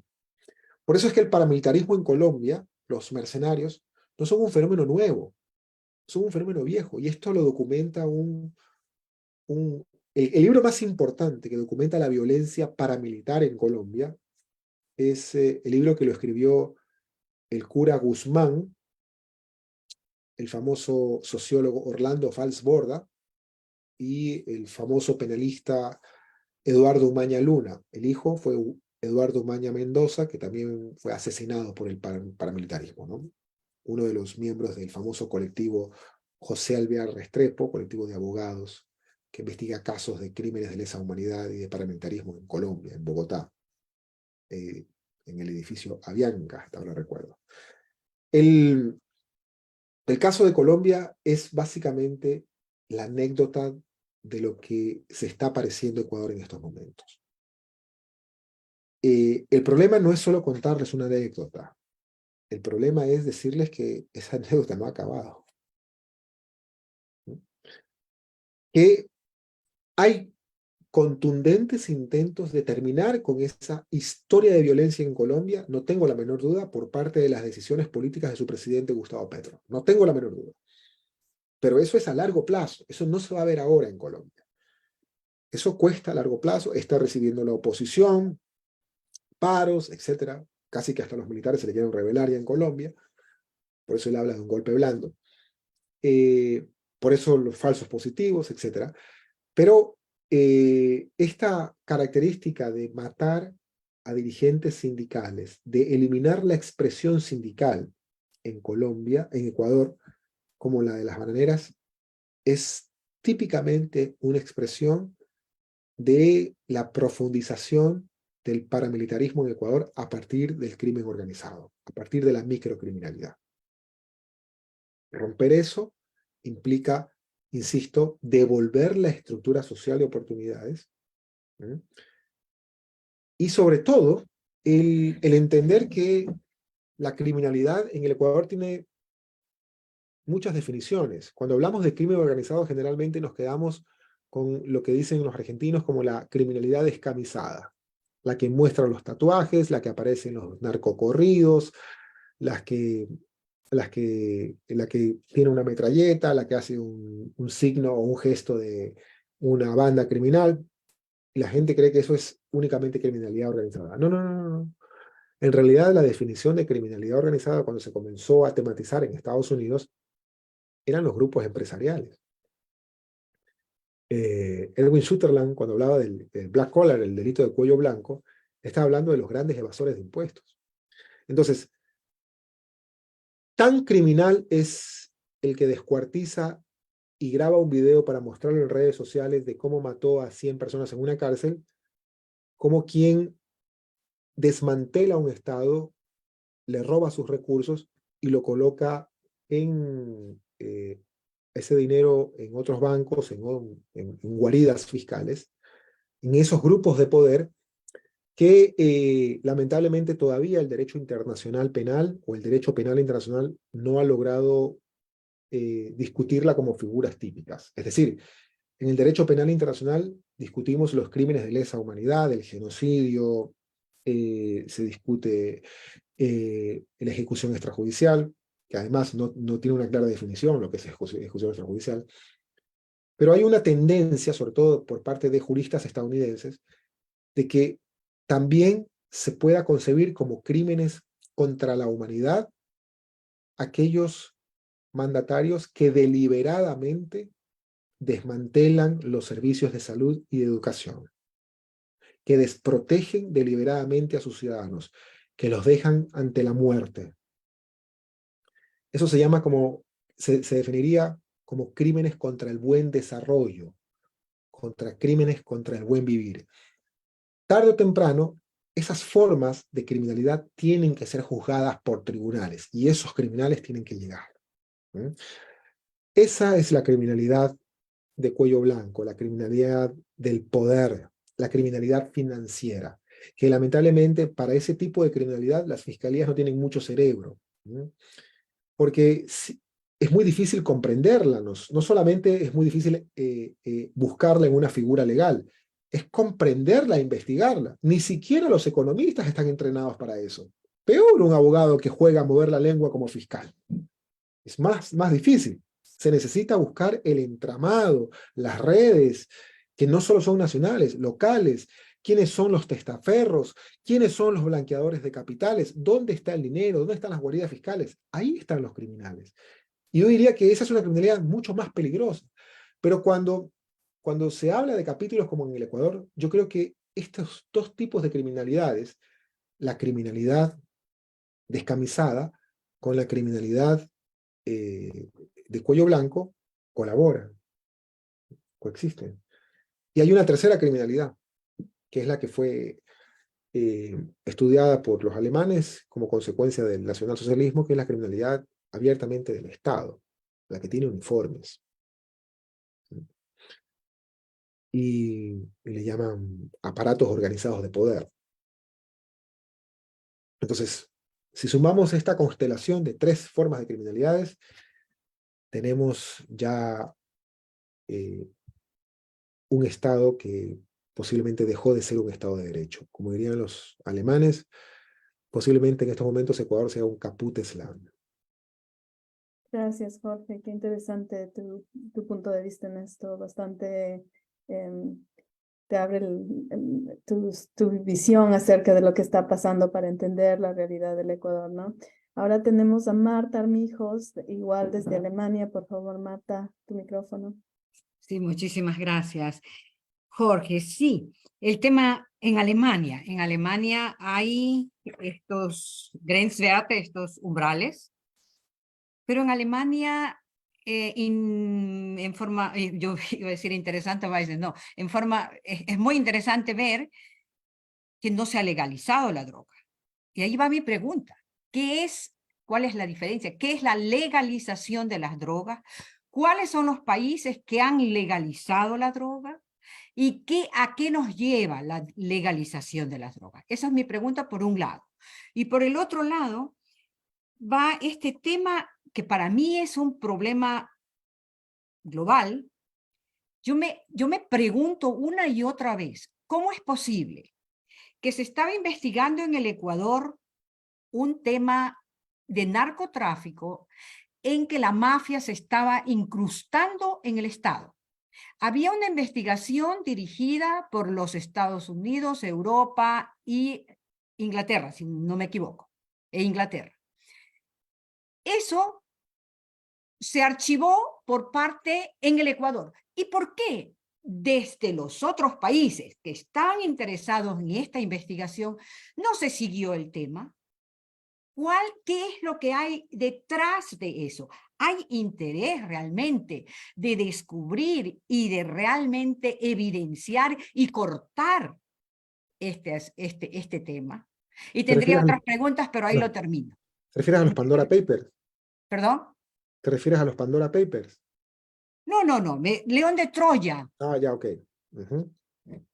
Bueno, sobre lo primero, terminológicamente hay una diferencia entre legalización, liberalización, regulación y descriminalización. Solo terminológicamente, ¿no?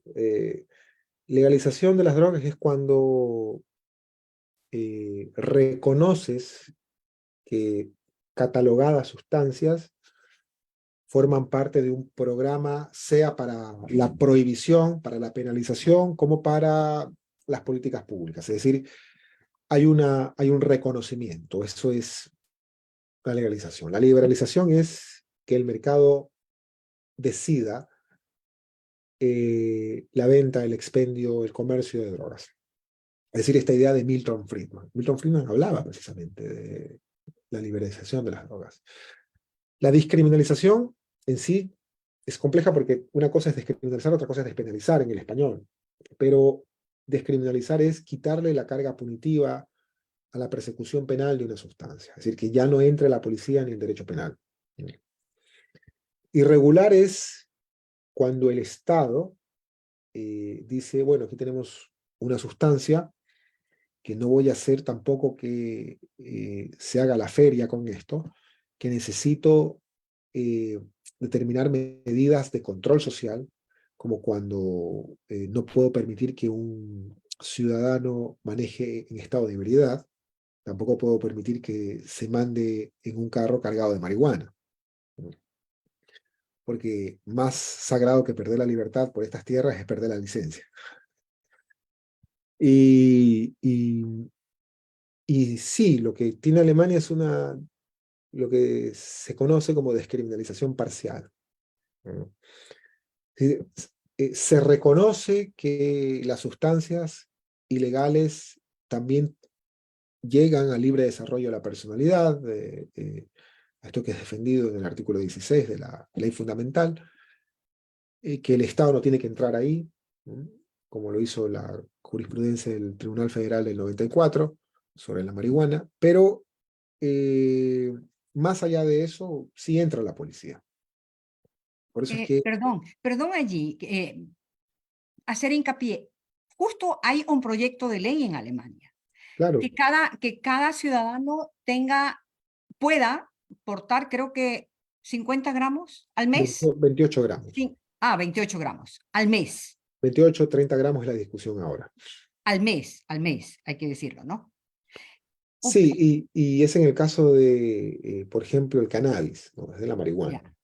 O sea, yo creo también en la regulación de la cocaína, por si acaso, ¿no? Porque además el problema de violencia en el Ecuador está íntimamente atado a la cocaína, no tanto así el cannabis.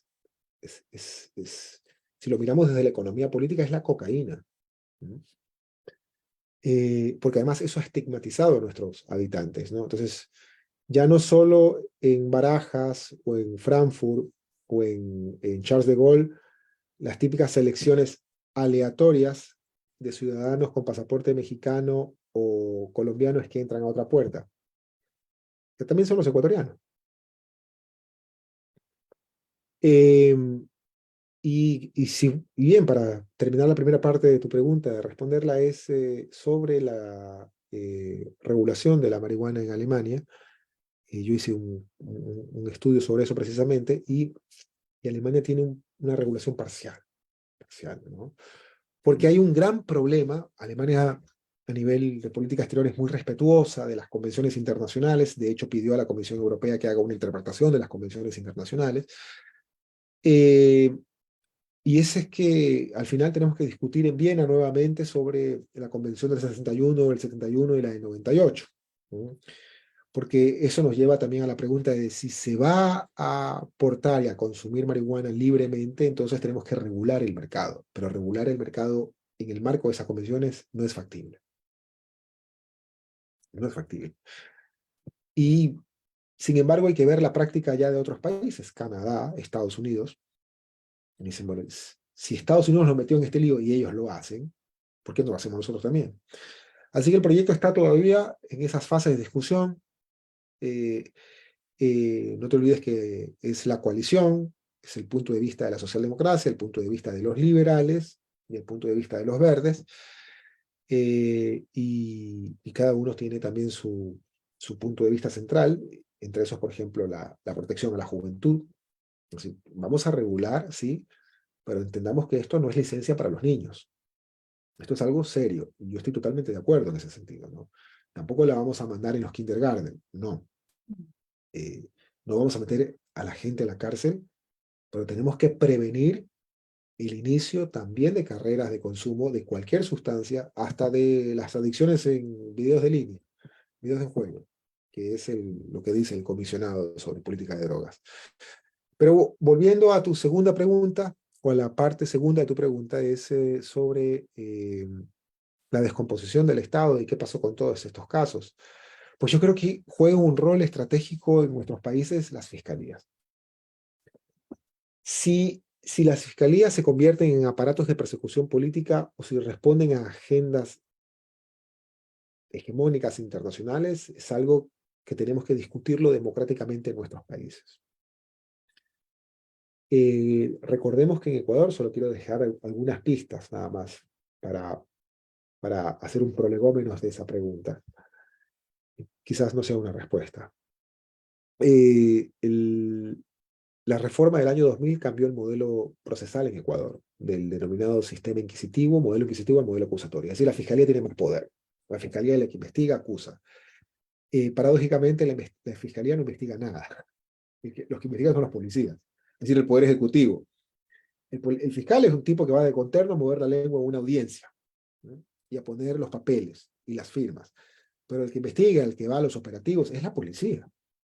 Quizás ese es uno de los temas también que generan una especie de vicio en nuestros países.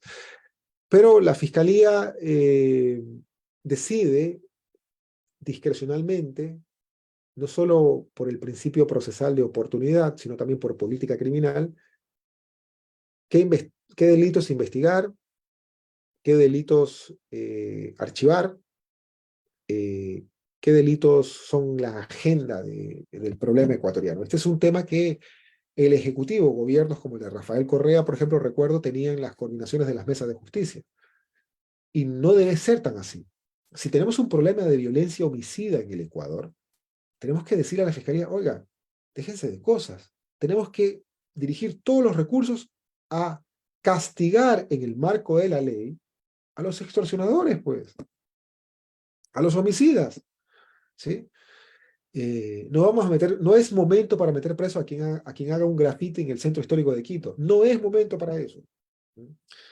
Pero sin duda que las fiscalías son un tema de gran preocupación, porque no es solo una discusión en términos procesales, de litigio, del marco de legalidad, sino también político.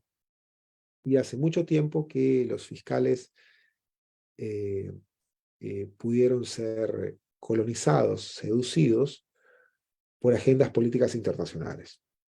Y solo, insisto, para recordar, pues, el edificio central de la embajada de la famosa potencia en Ecuador, pues terminó siendo el edificio central de la Fiscalía General del Estado en Quito.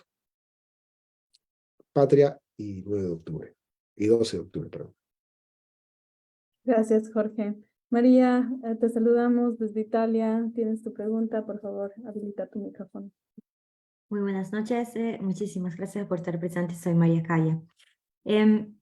Usted ya un poco respondió a mi pregunta contextualizando una respuesta a Elizabeth sobre Colombia, que es el país cercano que tenemos y el que ya ha sufrido y está viviendo, y sí, el problema del narcotráfico. Pero tenía una cosa un poquito particular. ¿A qué nivel nosotros estamos en base a los años que se ha difundido y ha crecido el narcotráfico, haciendo un confronto con la Colombia? Y estamos en un proceso que aún puede ser revertible o no podemos, tenemos que tomar medidas mucho más difíciles para poder quizás salir de esta ruta, porque está bien aceptar el legalizar, inclusive aquí en Italia aún no se legaliza, hay una parcialidad para cosas sencillas, pero estamos ya del punto de no retorno propio. Bueno, en el caso de Colombia, el parecernos a Colombia es simplemente un decir, nada más, ¿no? Colombia tiene sus propias características. Para comenzar, Colombia es 4 veces más grande que Ecuador. Para comenzar, Colombia tiene mayor población que la ecuatoriana, casi 50 millones de habitantes. Tiene salida a 2 océanos, bueno, y otras características más. Entre esas la violencia. Pero esta violencia que estaba sucediendo en estos momentos en Ecuador, en comparación demográfica y proporcional con Colombia, no la está sufriendo Colombia. Es decir, la violencia en Ecuador es mayor que la de Colombia y que la de México. Yo estoy en conversación con colegas en México, por ejemplo, y les pregunto, ¿a cuántas personas descuartizaron en tan poco tiempo en las cárceles mexicanas? No como las que ustedes han tenido en Ecuador. Pero en México tienen, sí, pero no como las que ustedes tienen en Ecuador. Para caerse como condorito. ¿De qué forma ha avanzado las extorsiones que al punto que hay muchos poblados en el Ecuador que ya les piden el dólar y los $2 diarios, casa por casa? Eso forma parte del pasado temprano en Colombia. Pero cuando se enteran los colombianos, yo pensé que esto ya debía formar parte del pasado. Lo está padeciendo Ecuador. Es decir, el capítulo de la violencia en Ecuador es mucho más grave, y no con esto quiero ser alarmista, lo digo en términos aritméticos también, que Colombia y que México. ¿Hasta dónde llegamos a un punto de no retorno? todo depende de saber si es que vamos a hacer un golpe de timón en las políticas sociales, que ya no hay. O sea, yo creo, no solo ideológicamente, creo criminológicamente, científicamente, que esto se soluciona a largo plazo con quitarle la base social al narcotráfico, con quitarle el poder de reclutar a jóvenes que el Estado, el gobierno los dejó sin futuro. Que esto se sostiene en evidencia empírica, que esto lo podemos proyectar con modelos matemáticos, que esto es algo serio, que esto es sostenible a largo plazo, pero hay que sostenerlo, ¿no? No botarlo, no aflojar, no tirar la toalla. Que esto implica otras medidas más, sí, pero la central es esta, la nuclear es esta. Y creo que tal vez para responder a tu pregunta, el punto de no retorno puede estar característicamente en este domingo. En este domingo. Porque basta hacerse la pregunta, ¿no? Si vamos a reproducir un modelo de achicamiento del Estado, un modelo neoliberal, un modelo donde se cree que el Estado es igual que una empresa, entonces es la continuidad y la profundización de el terrorífico gobierno de Guillermo Lasso. Terrorífico. Ya ni siquiera cabe decirle fracasado, porque no es fracasado para los empresarios, para los banqueros no es fracasado. Del terrorífico socialmente gobierno de Guillermo Lasso. Si somos conscientes de eso, si tenemos la capacidad de discernir esas consecuencias, pues bien. De saber si hay esperanzas en el 2025, a ver qué nos queda el 2025, a ver con qué nos dan. Es difícil, ¿no? Quizás uno de los puntos, para no ser tan apocalíptico, uno de los puntos de no retorno está este domingo. En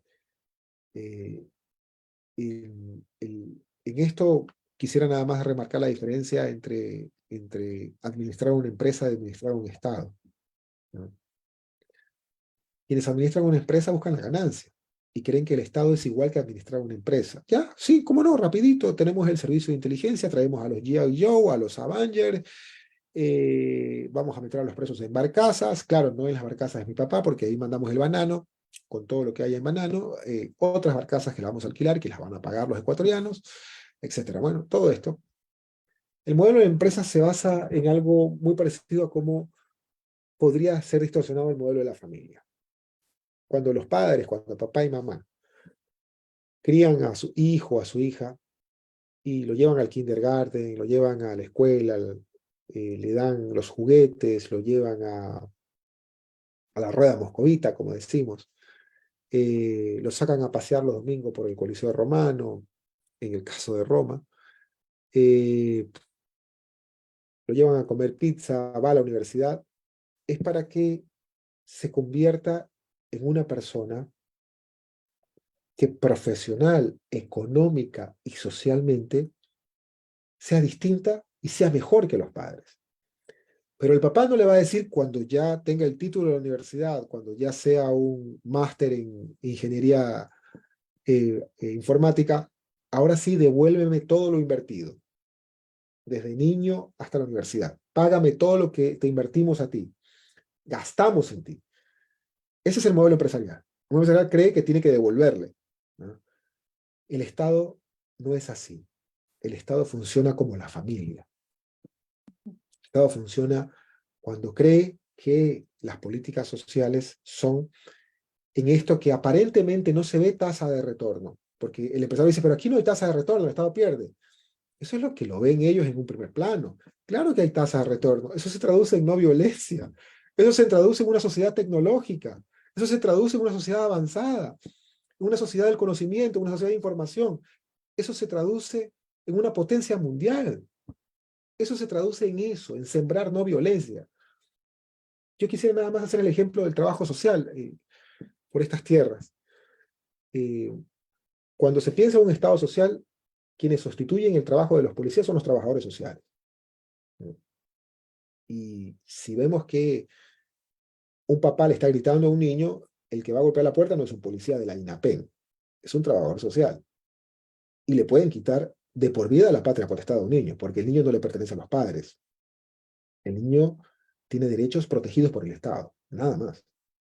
No es posiblemente como creamos en muchos lugares donde el niño es cosa de los padres, no. Y si esto se traduce en políticas sociales, por ejemplo, esa inversión en servicios como el trabajo social, como alivios sociales también, como cuando durante la pandemia no se dejó morir de hambre a su gente, se le dio, por ejemplo, seguros o parte de la remuneración, no es precisamente porque se fomentaba el ocio, el vicio, como lo dicen los sectores de la derecha. Es no sembrar violencia, es no sembrar desesperación, es contribuir a el perfeccionamiento de un Estado social que se traduce en un Estado moderno. Entonces, el Estado no tiene que seguir la lógica de la empresa. Quien se dedica a ser empresario está bien, enhorabuena, que lo haga, que siga siendo empresario, pero que no confunda que la lógica de la empresa es la misma que del Estado. El Estado es como la familia. Muchísimas gracias, Jorge. Qué buena comparación. Esto en verdad nos ayuda a entender cómo debe funcionar el gobierno. Ahora, te queremos agradecer por estar aquí con nosotros, a nuestra audiencia también por acompañarnos este tiempo, y nos gustaría que nos des un mensaje final, particularmente tomando en cuenta que los ecuatorianos tienen una decisión muy importante que hacer este domingo. Y de esto depende mucho el futuro de ellos mismos, pero también de su familia y del Ecuador entero. ¿Qué les dirías a ellos en esta situación? Hay que despojarse de falsos ropajes de neutralidad. Este no es un momento para medias tintas, insisto. No es un momento para esa falsa neutralidad. No es un momento para el nulo. No, no, no. El nulo no. El nulo, en muchos casos, ex queridos colegas que promovían el Lugo, que promueven el nulo, perdón, lo hacen porque tienen vergüenza de que están votando por la derecha. Entonces, para que no tengan esa vergüencita, entonces se encubren con el nulo, ¿no? Porque tienen más reconocimiento con un gobierno que ha generado terror social que con un gobierno que posiblemente son una pieza más en la que van a trabajar para la construcción del Estado. Es decir, pelean por sus egos. Es eso. Tienen más ego cuando hay terror social que cuando hay un gobierno con estructura social y oportunidades. Este no es un tiempo de egos. No es un tiempo de falsos diagnósticos. Es un momento que podría llamarle un momento límite. El momento límite, recogiendo la pregunta de la compañera que me antecedió en la palabra, es un momento que podemos llegar a un punto de no retorno. Tenemos la posibilidad de resolver seriamente la cuestión que nos está llevando a la desesperación en Ecuador este domingo. Porque lo que hemos perdido las y los ecuatorianos es algo mucho más sagrado que el empleo y que la propia vida. Es la esperanza. Muchísimas gracias, Jorge. No sé si es que ya terminaste, perdón. Sí, ya terminé. Perdón, es como que ibas a decir algo más y quería cada gota que salga de ti. Muchísimas gracias por participar. Les agradecemos a todos por estar aquí con nosotros. Él es el Enlace Latinoamericano Europeo. Es un proyecto de migrantes. Todos aquí participamos y colaboramos para hacer que esto sea posible. Te agradecemos muchísimo tu participación y les quiero recordar a todos los ecuatorianos que tienen que votar presencialmente en Europa. En cada país hay puntos de voto, receptores de voto. Por favor, lleven sus documentos de identidad para que puedan realizar y ejercer su derecho al voto. Y aunque les digan que no les van a dar certificado de votación, hay que ir a votar, que sea una mayor razón. Hay que ir a votar. Sí, hay que votar, tenemos que votar, el futuro está en nuestras manos y como nos dijo Jorge, tenemos que dejarnos de estos de esta falsa neutralidad y definitivamente tomar las riendas de nuestro futuro. Te agradecemos muchísimo, Jorge, por estar aquí, por compartir con nosotros. Fuerte abrazo, muchas gracias por la oportunidad y que sea digamos, el puente para que este domingo tengamos otra vez esa vuelta de las esperanzas. Espero que sea así. Muchísimas gracias. Vamos a terminar el live. No sé si es que Bélgica está